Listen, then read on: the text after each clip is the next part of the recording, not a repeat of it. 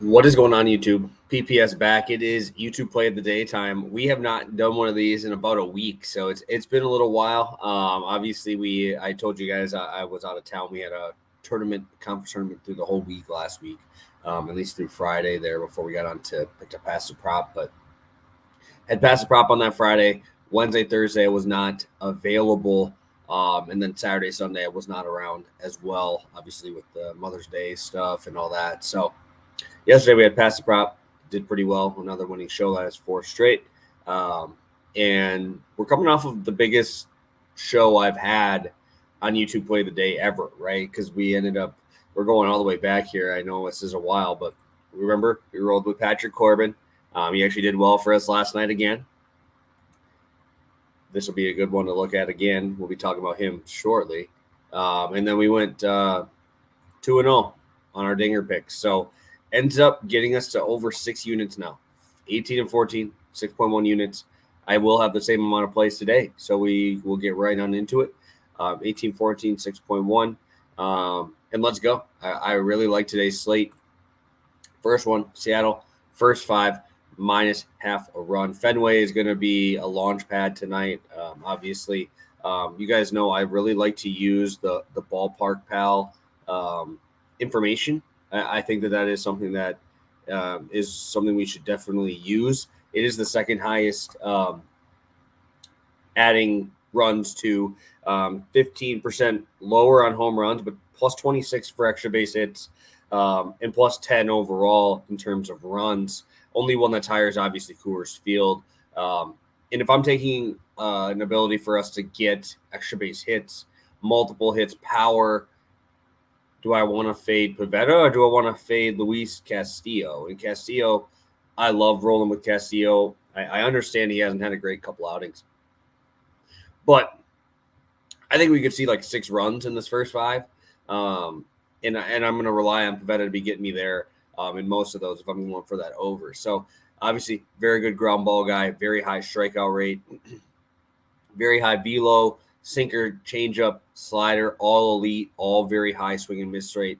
But what I really want to talk about is Pivetta here. And again, still only a 30% ground ball rate. That is not going to work tonight in Boston against the Seattle team. Looking at Pivetta so far this year, 6.3 ERA at home, 6.1 on the road. Just cannot stop giving up power, right? He's given up 8 home runs so far this year. He's given up a 583 slugging to left-handed batters. Obviously, there's not a ton of left-handed batters in this lineup, but 462 to righties as well. So this is not a scary spot for the Mariners here. Pivetta has been getting hit around. Barrel rate over 11%.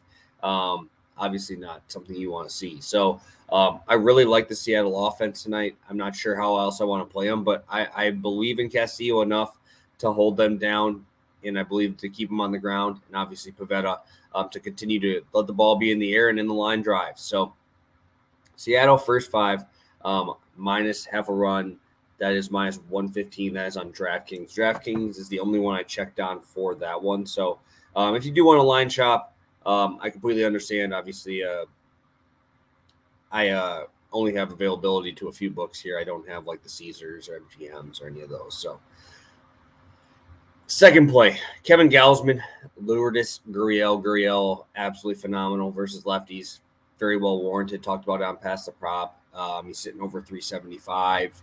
A lot of power. Just hit a home run yesterday. Batting in the 4-hole yesterday. I'm not sure if they're going to move him up or down. I wouldn't be surprised to see Carroll in that 5-hole with Mueller throwing and Gurriel moving to that 3-hole if that works. I'm getting plus money on this.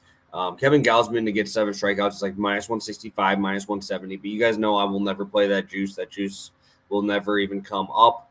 And Gausman has hit this in 3 of his last 4 and absolutely destroyed it with 11 Ks against the Yankees earlier on this season. So really like that Gausman spot. Obviously love that he's throwing that splitter a lot more, even more than usual this year.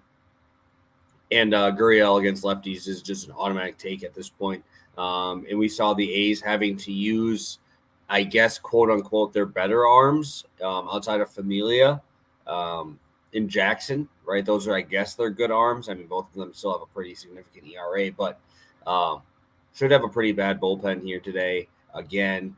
So even if he doesn't get it right away, I expect him in there. He's not going to get platooned for either. So really do like Gurriel and really do like Gausman to take care of business tonight. So those will be our 2 plays. Seattle, first 5, minus half a run. We have Gausman 7 Ks with Gurriel hit. That is on FanDuel at plus 105. And let's go to our dinger picks. And today's dinger picks are going to be Jared Kelenic, my homie, and Matt McLain to hit his first one. And this will be fun because this will be his first home run ever. Matt McLain facing off against Chase Anderson. Chase Anderson, former Brewer, dude. Everybody's going to look at him. Oh, he's got a 0 ERA this year, 5 innings pitched. Last year, he wasn't that bad. Bro, the last time he had over 30 innings pitched, he was trash.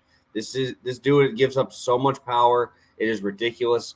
Going back to the 2021 season, 357 batting average to right-handed batters, 402 on base, 673 slugging.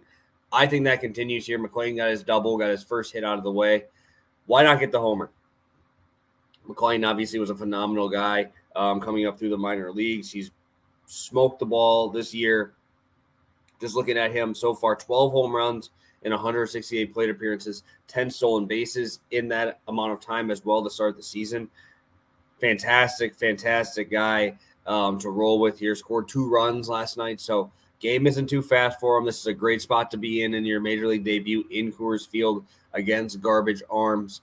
And obviously they had to use all of their heavy artillery last night with their closer, who obviously still sucks. Pierce Johnson almost walked in runs. The middle relief wasn't much to write home about. There was traffic every single inning. So sign me up. I love Matt McLain tonight, hoping that he still stays in that 2-hole. And then Kelenic, we just talked about Pivetta. Really struggles with left-handed power. 583 slugging so far this year, 5 home runs and only 71 total batters faced. So that's obviously not very good. I feel like everybody's going to go to Cal Raleigh because he had 2 homers yesterday.